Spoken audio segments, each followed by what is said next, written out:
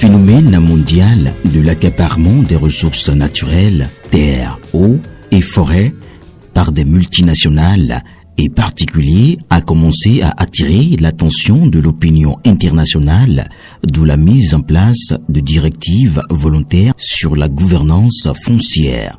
Pour mieux comprendre ces directives et faire partager les expériences avec les plateformes nationales afin d'influencer au niveau sous-régional les propositions sur le foncier, cet atelier de 3 jours est organisé au profit de représentants des ONG et communautés de base en provenance de Cotonou et de l'intérieur du pays.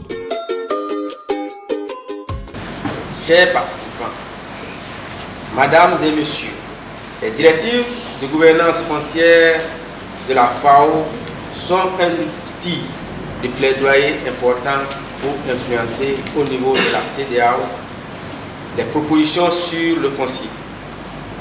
À cet effet, je voudrais qu'une attention particulière soit accordée à cet atelier.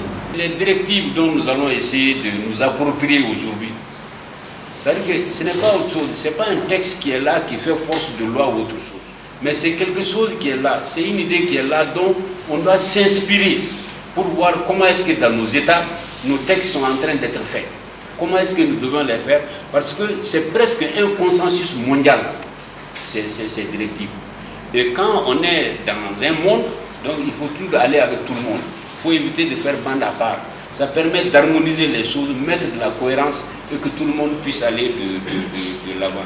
Donc voilà, en gros, ce qui doit nous animer tous pendant ces 3 jours-là pour nous approprier des directives. Je veux seulement qu'ils vous souviennent que l'année passée, sous l'initiative de la société civile également, la FAO avait contribué au renforcement de capacités sur les directives volontaires.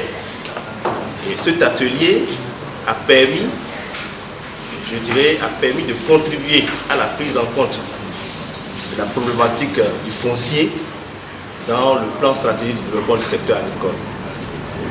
Alors, donc j'espère que ce présent atelier fera de même. Et à l'issue de l'atelier, nous serons bien aguerris pour contribuer de façon valable, efficace à ces politiques régionales qui adressent la problématique du foncier. Donc c'est sur ces mots que moi je voudrais vous remercier et nous exhorter tous à une attention particulière pour que les objectifs du présent atelier soient atteints. L'accès à la terre des jeunes, des femmes, c'est une problématique majeure. Mais aujourd'hui, le code foncier domanial a réglé un peu cette problématique, mais la mise en œuvre pour que nos jeunes aillent effectivement à la terre et nos femmes aillent effectivement à la terre, c'est une préoccupation pour nous tous et nous devons lutter pour effectivement lutter dans le sens de freiner l'accaparement des terres par les multinationales. Avec le gouvernement, aujourd'hui, il y a le plan national de mécanisation agricole, d'où la maîtrise de l'eau et sa gestion est au cœur de ce plan national. Nous sommes en train de travailler pour doter notre pays de cela. Je pense que nous allons beaucoup œuvrer pour que tout le dispositif qui se trouve dans le code foncier soit effectivement retenu dans ce plan national. Nous travaillons aussi aujourd'hui dans un processus de doter notre pays d'une loi d'orientation agricole. La loi, c'est une loi, mais nous voulons que la loi puisse finir avec les projets de campagne. Et le foncier et la gestion de l'eau et la gestion des terres doit être quelque chose pris au cœur de cette loi pour pouvoir sauvegarder nos terres dans le bien-être de notre agriculture d'une manière durable. Pour finir, je remercie encore tout un chacun de vous et la FAO en particulier et CNOP qui nous a rejoints pour nous assister, pour nous appuyer, pour que, comme d'habitude, nous accompagner toujours dans le bien-être de nos populations à la base. Nos papas, nos mamans se sont trouvés sur la terre, on est né sur la terre, on a mangé sur la terre, on a grandi sur la terre, on vit sur la terre, que Dieu nous prête vie pour qu'on dure un peu sur la terre pour partir par la terre. C'est sur ces mots que je déclare ouvert notre atelier. Merci beaucoup. Le problème foncier est un problème qui se pose beaucoup avec acuité. Et au Bénin, nous avons travaillé pour avoir un code foncier domanial. Je pense qu'au niveau régional, il y a un processus qui est en cours pour qu'on ait un document sur le foncier au niveau de la CEDEAO, voire l'UEMOA. Cette formation est la bienvenue pour pouvoir renforcer les capacités des membres de la convergence pour qu'on puisse aller à un plaidoyer. Parce que je l'ai dit tout à l'heure, tout n'est pas rose. Il faut qu'on fasse un plaidoyer, avoir des argumentaires pour pouvoir influencer un peu les politiques, pour qu'ils puissent revoir un peu ce qui va, ce qui ne va pas dans le code, et mieux faire encore ce qui va dans le code. C'est dans ce sens-là qu'on veut former les gens sur les directives de la FAO en ce qui concerne l'élaboration des politiques au niveau national, au niveau de la sous-région et sur le plan international. Notre entente de cet atelier, c'est comme ma mission, c'est le plaidoyer, c'est de voir un peu comment ces directives vont concourir un peu à avoir les argumentaires pour pouvoir faire un bon plaidoyer pour que les préoccupations des paysans et des organisations paysannes soient prises en compte dans les politiques foncières au niveau national et au niveau régional. Alors, le but de cette formation, vous savez que ce processus, c'est un processus qui a démarré depuis des années, depuis dans les années 2000, donc avec la contribution de toute la société civile mondiale pour aboutir à un document de consensus qui est parti bien sûr des préoccupations qui étaient les mêmes au niveau de tous les continents, au niveau de tous les pays pratiquement, sur les questions foncières. Donc ce document a été élaboré, il faut maintenant l'implémenter au niveau des pays. En implémentant, il faut permettre à toutes les communautés, à toutes les populations de s'acquérir de ce document et de se l'approprier. Donc ce processus a démarré dans certains pays déjà au niveau de la sous-région. Donc c'est au tour du Bénin d'abriter cette rencontre sur les directives de gouvernance foncière appliquées aux terres, aux eaux et puis aux ressources naturelles. Alors nous sommes là pour faciliter la rencontre, partir de l'expérience que nous avons vécue dans d'autres pays et essentiellement l'expérience du Mali. Parce que le Mali vient d'adopter une loi sur le foncier agricole. Et cette loi sur le foncier agricole s'est beaucoup apaisantie sur ces directives-là pour pouvoir élaborer, en tout cas, les propositions qui sont venues de la société civile. Les travaux de l'atelier ont réellement démarré par la présentation de la convergence globale des luttes pour la terre et l'eau en Afrique de l'Ouest et de la plateforme nationale par Bertrand Yehouenou, secrétaire permanent de Synergie Paysanne Bénin. Dans sa présentation, il a été mis en exergue l'historique, la structuration et le mode de fonctionnement de la convergence. La première journée a pris fin par les travaux de groupe suivis de la restitution en plénière et de l'évaluation de la journée par les participants.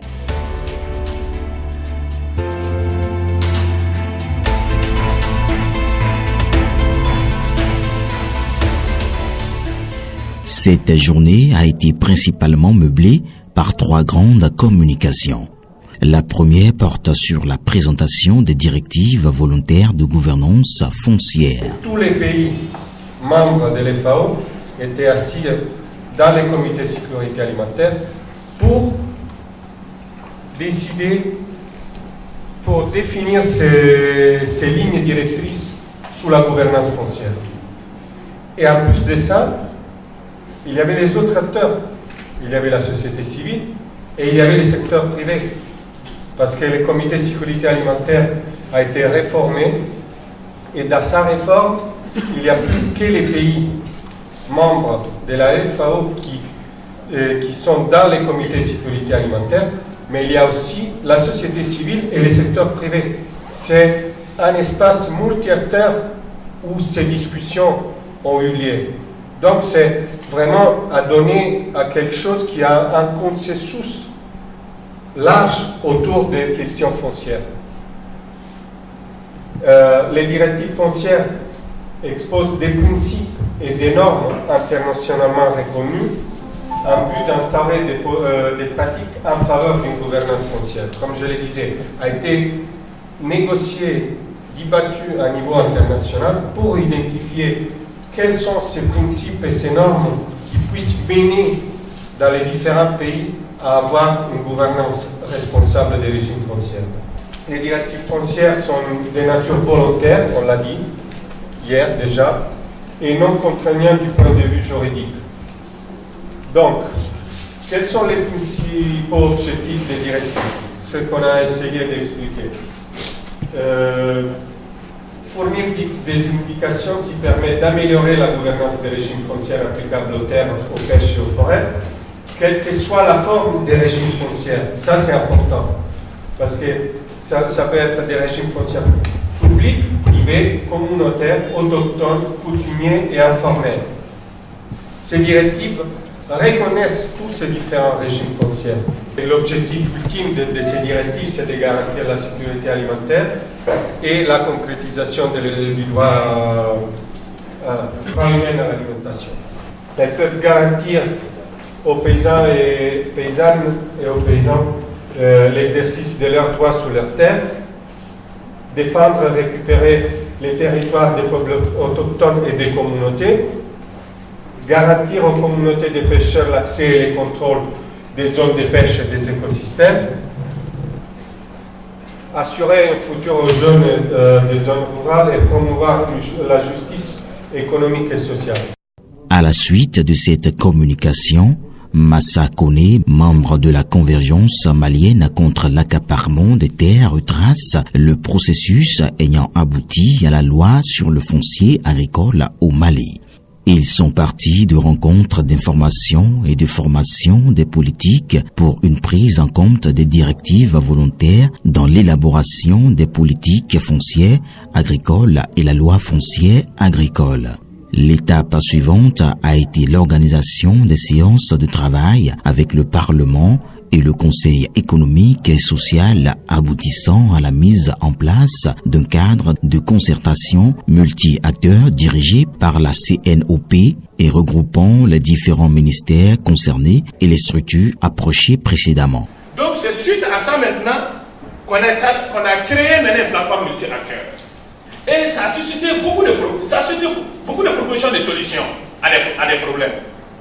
Pas à la lumière de la loi, mais à la lumière des défis. Quand on a mis la plateforme multi-acteurs, on dit bon, les décideurs même, eux, ils seront le ministère de l'Agriculture. On dit bon, le ministère de l'Agriculture, vous êtes à la tête des plateformes multi-acteurs. Donc, c'est comme ça qu'on a eu les politiques avec nous.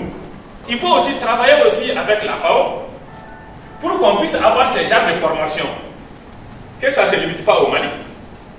Mais qu'on puisse prendre d'autres pays, c'est ce qui nous a poussé à aller à la négociation avec la FAO, dont Eduardo est le référent, pour avoir des programmes de formation un peu partout.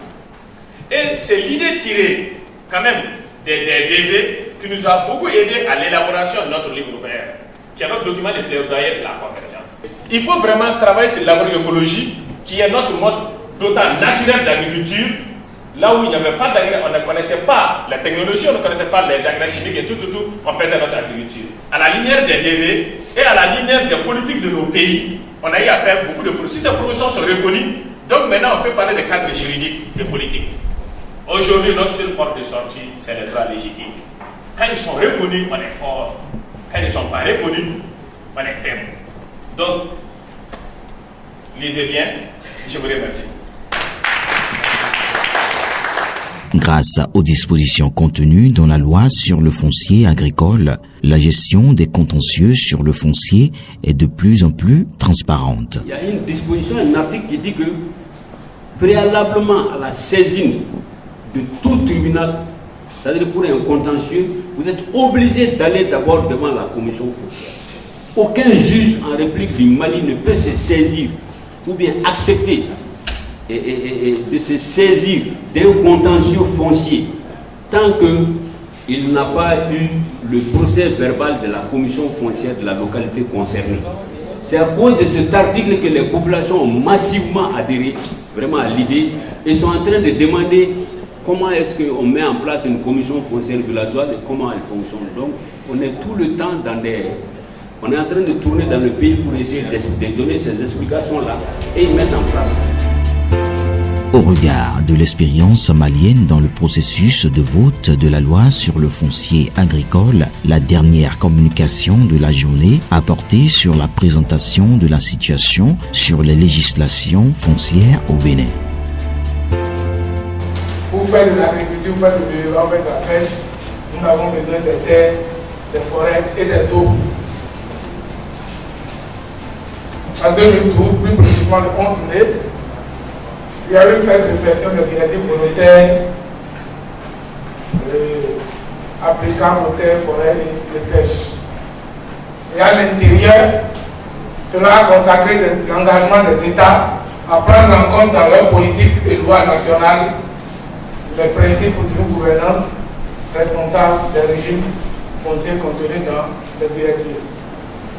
Donc c'est vraiment dans ce contexte-là que vous allez bien voir les dates. Les dates ont une grande signification ici en termes de comparabilité, en termes de la sensibilité du gouvernement béninois au principe.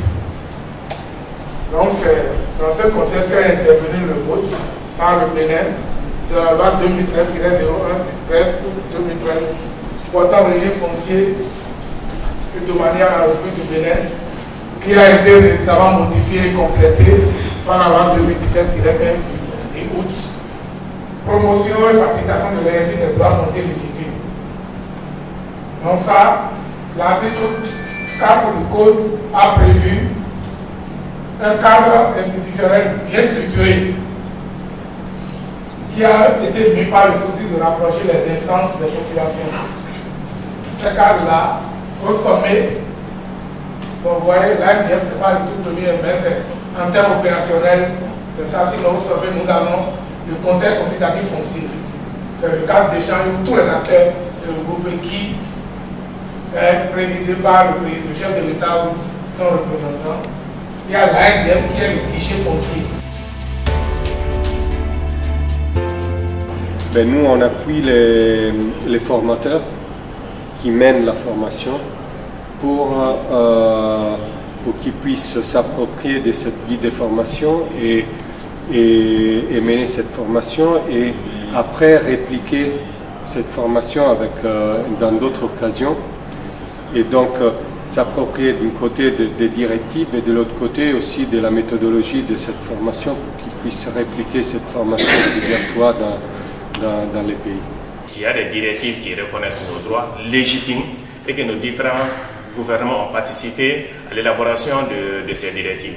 Et ces directives peuvent nous servir de politique. On a une première loi qui est bien, mais la loi évolue en fonction des communautés, en fonction du temps.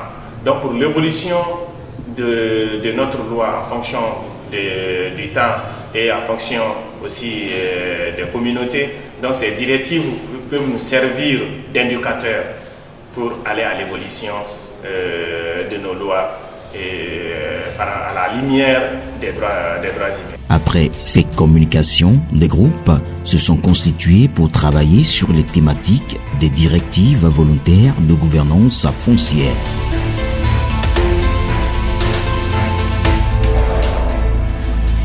La troisième et dernière journée de cette formation a débuté par la synthèse de la deuxième journée, suivie de questions-réponses et travaux de groupe.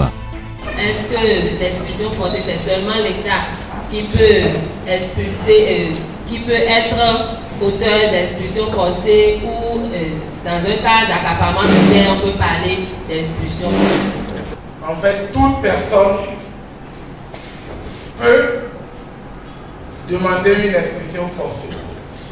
Mais il y a une condition importante. On ne se lève pas aller expulser un occupant. Il faudrait forcément qu'au préalable, vous soyez détenteur d'une décision de justice qui vous autorise. Et il faut également compléter la réponse avec l'expropriation, puisque beaucoup se demandent qui est-ce qui peut exproprier. Il est important de noter ce qui suit. On ne parle d'expropriation que quand il y a une cause d'utilité publique.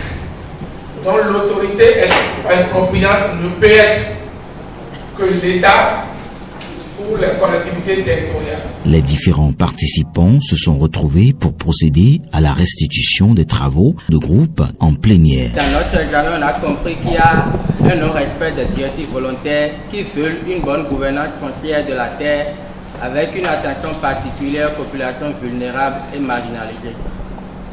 Cette analyse a été faite en nous s'appuyant sur le paragraphe numéro 1.1. Après, on a identifié les deux thèmes qui ont rapport avec le cas qu'on a identifié. Et alors, on a identifié le thème intitulé Projet d'investissement par accaparement des terres et la corruption. Les acteurs et politiques qui interviennent, on a d'abord les communautés locales, les autorités, les élites et l'État.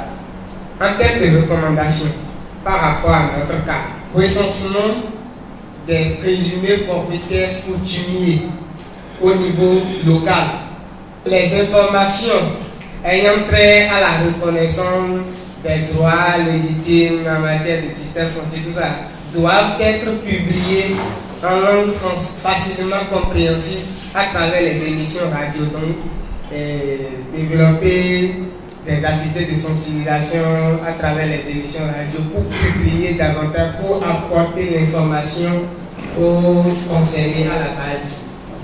L'approche de la GIZ, approche intégrée, je viens de le dire, mais aussi une approche sur la durabilité. Et je pense ici à la plateforme de dialogue multi-acteurs que le Bénin met en place progressivement.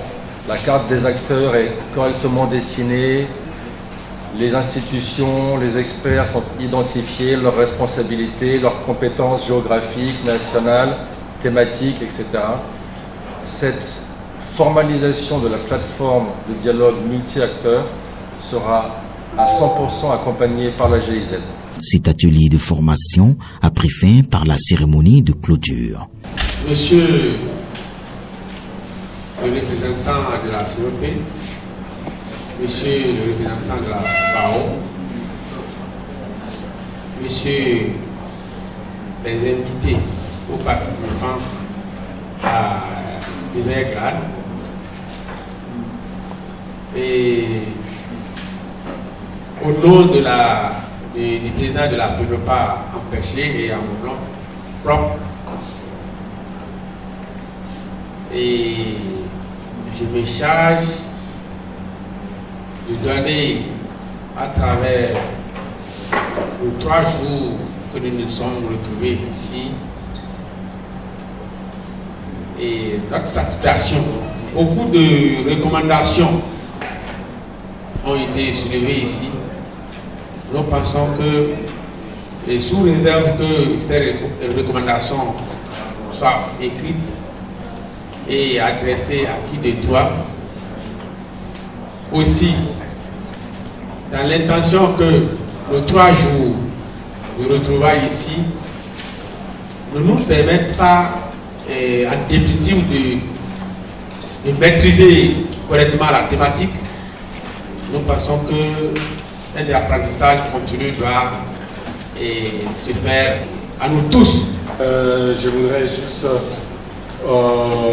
remercier la PENOPA et Synergie Paysanne pour l'organisation de cet atelier, la CNOP et la Convergence de lutte pour la terre et l'eau ouest-africaine pour les supports à l'organisation de cet atelier, et surtout complimenter tous les participants pour leur engagement dans cette activité et les féliciter pour tous les résultats que cette activité a donnés.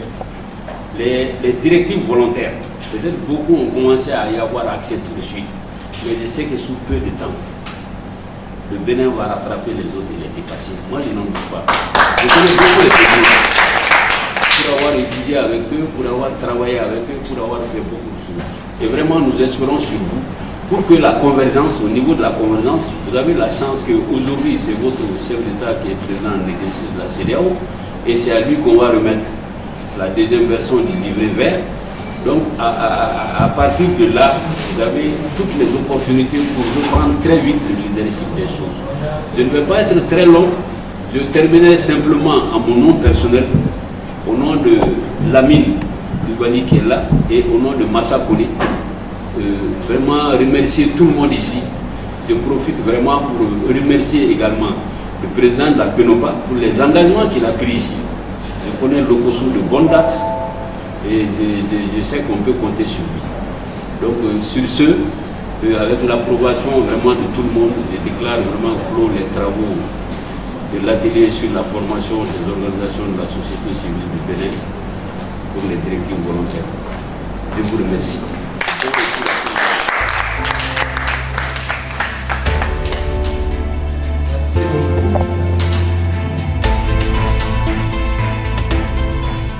Quand on voit le déroulement de tout l'atelier, je pense que nous pouvons affirmer que les objectifs ont été atteints. L'objectif, c'est que ces directives, ces recommandations qui se retrouvent dans les directives puissent être prises en compte dans l'élaboration des politiques, lois nationales et dans la gestion des ressources naturelles en général et en particulier les terres, forêts et pêche.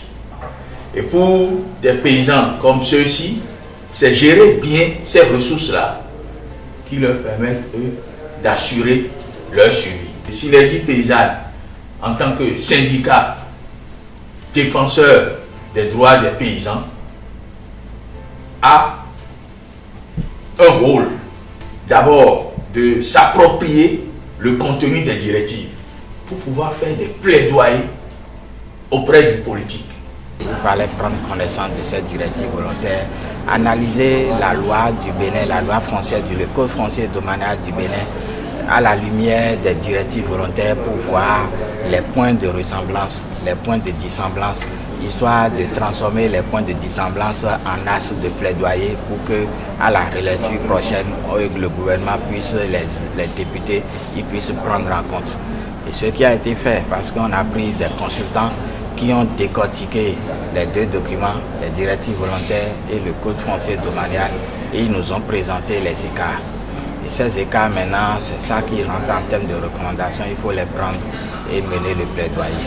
Mon rôle que j'ai eu à jouer le plus, c'est d'assurer la communication avec la presse écrite, l'audiovisuel et tout ce qui a lieu avec la communication pour que l'événement soit quand même vu aussi bien au niveau national qu'au niveau international.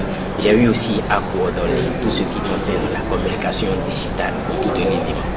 La synergie paysanne, c'est une organisation qui a des démembrements jusqu'au niveau communal.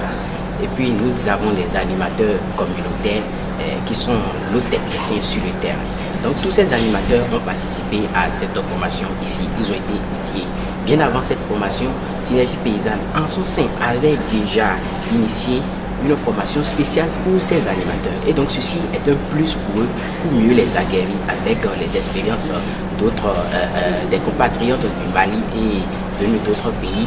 Ceci les a mieux outillés. Et maintenant, ces animateurs qui sont déjà nos relais vont relayer les acquis qu'ils ont eus à la base auprès de nos communautés au cours de les différentes séances d'animation communautaire au niveau des paysans. Donc voilà, à partir de notre mécanisme qui existait déjà, nous allons tout simplement passer par ce pouvoir pour pouvoir atteindre la grande masse. La première chose à faire, que j'ai l'obligation de faire, c'est de faire le point, de faire un rapport au conseil que je représente d'ailleurs et proposer des actions concrètes, c'est-à-dire aller sur le terrain, voir les populations qui sont dans cette situation et qui n'ont même pas la possibilité, alors que la synergie paysanne, par exemple, est déjà sur le terrain en train d'aider beaucoup de producteurs qui n'ont pas de moyens pour se faire face aux multinationaux et même les nationaux qui les terrassent très rapidement. Le GIA Bénin a l'obligation, parce que c'est un réseau des producteurs, nous avons l'obligation en ce sens de nous mettre ensemble avec les organisations nationales qui sont déjà sur le terrain en train de faire ce travail. Nous allons rentrer dans la danse en menant des actions vraiment concrètes, en faisant le lobbying nécessaire avec les autorités communales pour pouvoir sortir les producteurs qui traversent cette situation et prévenir dans le temps. Au thème de ces 3 jours de formation sur la gouvernance foncière responsable au Bénin, des engagements ont été pris par la GIZ pour accompagner le processus de mise en place d'une plateforme multi-acteurs qui se chargera de proposer une loi sur le foncier agricole au Bénin pour faire appliquer les droits fonciers collectifs des communautés.